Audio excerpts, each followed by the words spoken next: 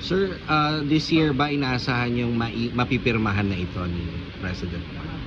Ako'y naniniwala na itong Anti-Agricultural Economic Sabotage Act na ito ay mapipirmahan ng Presidente bago mag-SONA.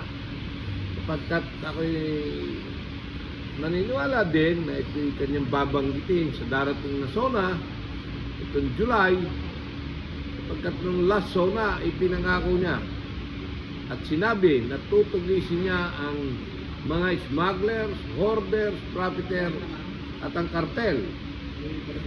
At ito na yung katuparan ng kanyang ipinangako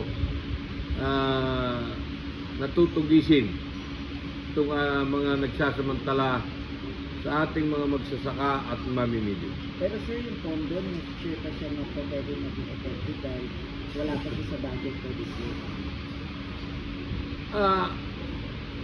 Ang pondo, pwede naman yung magkaroon ng supplemental or pwedeng kumuha sa... Kasi ito parang kalamidad to na tumatama sa magsasaka at mga consumer. So, naniniwala, it's either supplemental budget or calamity fund or kung saan mang pondo na yung 500 million ay kaagad magkakaroon ng paglalagay ng pondo ating Pangulo sapagkat gustong-gusto rin yan na matulungan ang ating magsasaka at mga mamimili. Kaya ginawa niyang priority or urgent bill kung batas na ito. Sir, yung IRR po, siyempre hindi pa yan gawa.